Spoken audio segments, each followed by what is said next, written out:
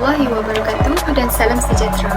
Berdirinya saya di sini untuk menyampaikan satu pengucapan awam yang bertajuk bully cyber. Pertama sekali saya ingin mengenalkan diri saya sendiri. Nama saya Aina Nadira binti Sazali. Nombor matrik saya KBN 2108100072 daripada Seksyen 1 Semester 1 Diploma Pendidikan Awal Kanak-kanak. Kod kursus pengucapan awam iaitu NPU 2233 dibimbingi oleh Puan Rasliha binti Muhammad. Saya memulakan pengucapan saya dengan sebuah pantun. Terbang kumbang mencari makan, hingga ular di pohon beling. Selamat datang saya ucapkan kepada semua para hadirin. Topik yang ingin saya bincangkan pada hari ini ialah berkaitan dengan bully cyber. Apa itu bully cyber? Bully cyber dalam bahasa Sepanyol, bully cyber adalah merupakan sejenis gangguan yang menggunakan komputer untuk mengganggu seseorang individu itu. Kemudian, kata bully ini terdiri daripada kata bully bahasa Inggeris yang merujuk kepada gangguan dan intimidasi serta awalan cyber yang menunjukkan hubungan dengan jaringan komputer. Sebaliknya, dalam bahasa Inggeris untuk menulis perkataan tersebut adalah dengan. Oleh itu, apa yang dimaksudkan dengan bully cyber ini adalah mereka yang melibatkan diri dengan keadaan gangguan, penderaan dan gangguan ke atas seseorang itu secara berterusan oleh sekumpulan individu seperti gambar rajah yang saya tunjukkan ini.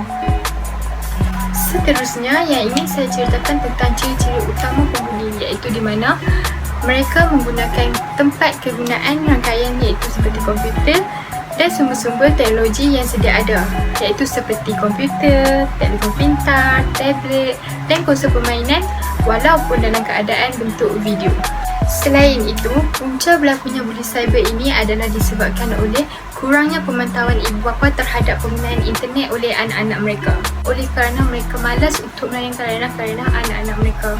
Oleh itu, apabila ibu bapa memberikan telefon pintar kepada anak-anak, iaitu di mana anak-anak akan bebas melakukan perkara-perkara yang tidak sepatutnya di internet, iaitu seperti bully cyber. Di samping itu, perbuatan bully cyber ini merupakan perbuatan secara berulang dengan tujuan untuk menakutkan, menimbulkan kemarahan serta memalukan seseorang itu.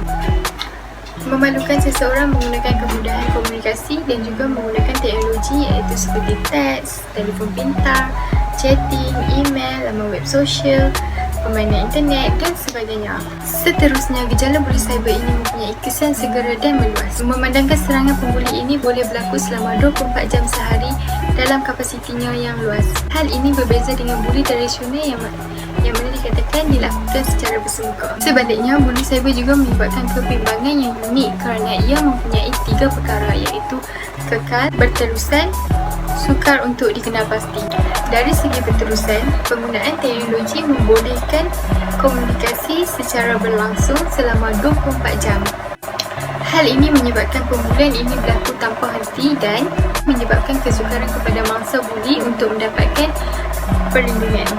Manakala dari segi kekal pula, maklumat yang dikongsi melalui sistem elektronik dan internet juga kebiasaannya bersifat kekal dan terbuka. Oleh yang demikian, sebarang perkongsian negatif dalam laman ini akan sentiasa menghantui mangsa bully. Hal ini akan mendatangkan trauma yang berpanjangan buat mangsa bully dan melupakan kejadian bully ini akan menjadi lebih sukar kepada mangsa bully. Yang terakhir ialah sukar untuk dikenal pasti, iaitu di mana bully cyber sukar untuk dikenal pasti kerana bully ini tidak berlaku di depan mata dan biasanya mangsa bully sukar untuk berterus terang tentang kejadian yang berlaku kerana mereka berasa terhina akan stigma sosial. Selain itu, kesan bully cyber kepada mangsa dapat dibagikan kepada 3 kesan iaitu emosi, fizikal dan mental. Antara kesannya termasuklah depresi, kemurungan, perbuatan melupakan diri sendiri dan mencederakan diri sendiri, iaitu sehingga akhirnya jika tidak dibendung ia akan mengakibatkan mangsa bunuh diri. Kesan fizikal kepada mangsa iaitu termasuklah gastrausus, iaitu seperti sakit perut, muntah dan ulcer perut, serta gangguan pada pola makan dan tidur. Hal ini akan menyebabkan mangsa akan merasa sentiasa penat dan kelelahan. Antara langkah menangani bully cyber adalah dengan berkongsi masalah dan cerita dengan orang yang lebih dewasa, seperti ibu bapa serta berehat daripada media sosial.